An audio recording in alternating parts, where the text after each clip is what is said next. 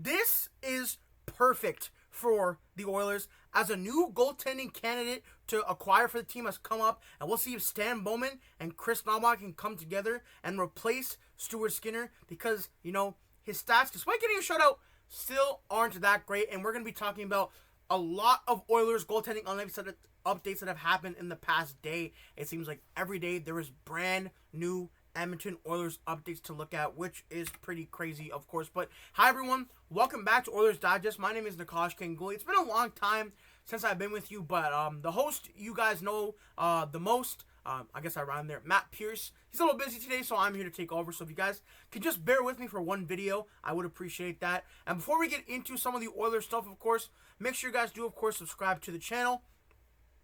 We are currently at 80% of viewers who are not subscribed. So if you are in that large portion of Oilers Digest viewers who are not subscribed to the channel, hit that subscribe button because me, Matt, and the rest of the Digest team, we would super appreciate it if you could do that. But let's get into the video. So we've talked at length about a lot of players, and Laurent Brossoit, who we'll go over a little today, Jordan Binnington, Tristan Jarry, all these guys have been talked about as candidates for the Edmonton Oilers to acquire. But there's one new name who I do want to discuss. But first things first, Chris Johnson said a couple of days ago, at this point in time, I do think it got to where management has to at least figure out what the other options are if this doesn't turn around and stabilize soon. Of course, Stuart Skinner did come off a shutout a couple of days ago, but I think it might be a flash in the pan. Again, you also do have the fact that he did take the Oilers to the Stanley Cup. I mean, I don't know if he took them to the Stanley Cup final.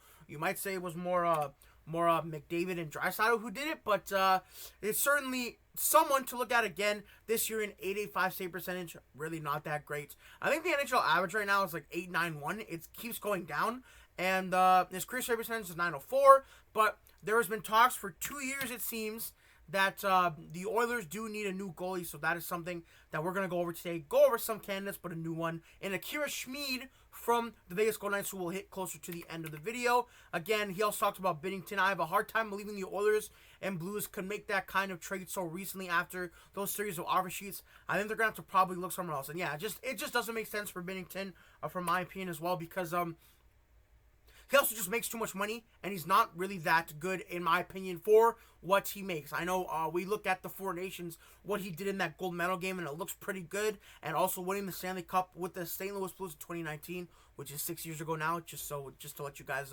remember that it was a long time ago.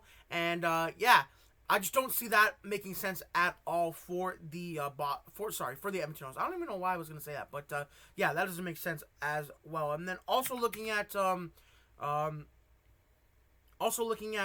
kind of what Elliot Friedman is saying on Laurent Brossoit, who former Oiler, I believe.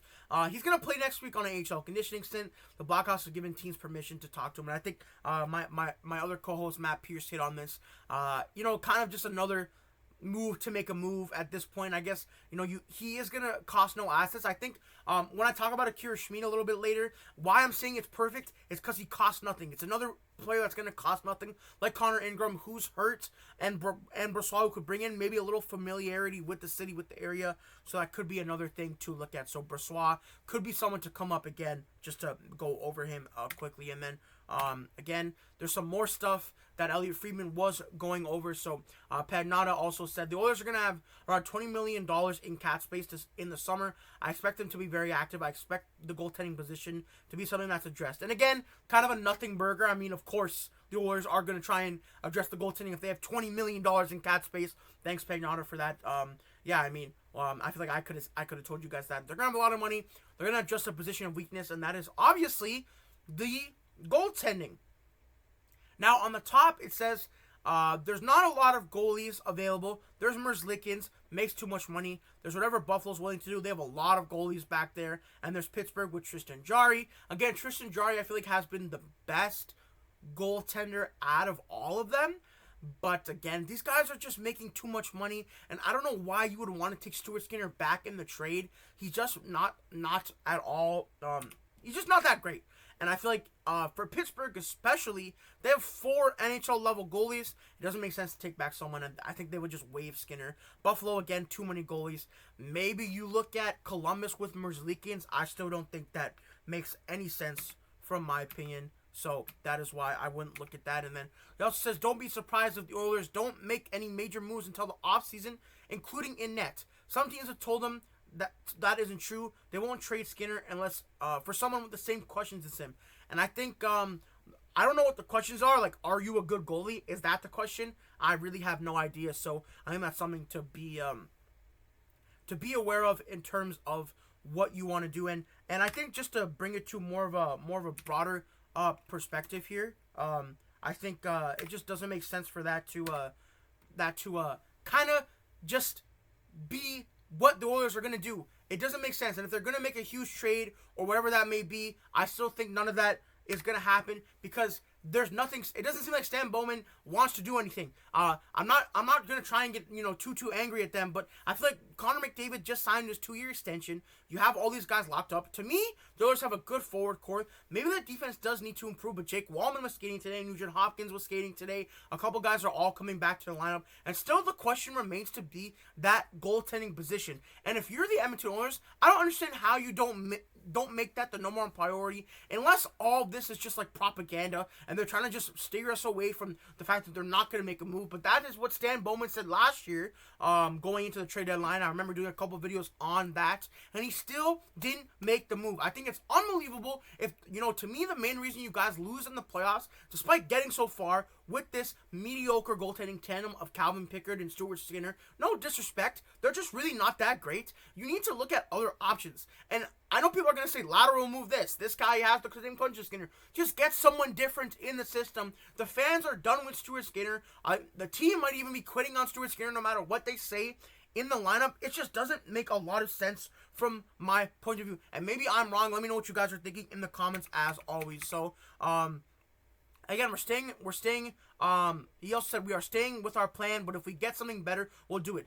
No, yeah, like, no way, really? I don't know. It just doesn't. It's just crazy to me for that to be the way. And then what I did want to get to is have to assume the Oilers will be looking to grab Akira Schmid once he gets placed on waivers.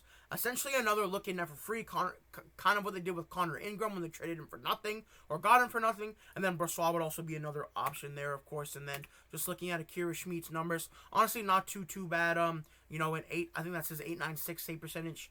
A little bit better than Skinner. But still nothing too crazy. But honestly, like I said, guys, that is technically above league average. Because the league average in goaltending is really low this year. Scoring is way up, as it has. It's been like a trend the past few years. If you can see my arm going up there, but Akira Schmid, it's free. It's a free get, and that's why I think it's perfect for the Oilers. He's not that bad. Vegas' goaltending in total hasn't been amazing this year, so he's been okay. Again, he has a career .901 save percentage in the NHL, which is not bad.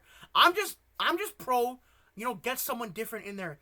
Take a different look at who's in net. Like, stop with this Pickard and this Skinner stuff that they're doing. Get someone different in net. This guy's 6'5". He's a huge goalie. Why not try it out if he does get put on waivers? Because I believe Carter Hart is supposed to be making his debut. And also, looking at his contract, $875,000 for the rest of the year. So, it could be super interesting. But, guys, let me know what you guys think of the Oilers goaltending situation. I gave a bunch of candidates. You have Tristan Jarry, you have Jordan Binnington, you have Laurent Brossoit, you have Connor Ingram, who is injured right now. He's in the organization, someone to try out, and then obviously you have Akira Schmid, who was the point of this video. And I think it's just super frustrating. As an Oilers fan, you want them to succeed, you want them to do good, and even if it's a lateral move, I don't care personally, because just get someone different in there, take a different look. Let me know what you guys think, and of course, we'll see you in the next video. Peace out, and have a good one. Make sure you guys subscribe if you enjoyed, and take it easy. Have a great day.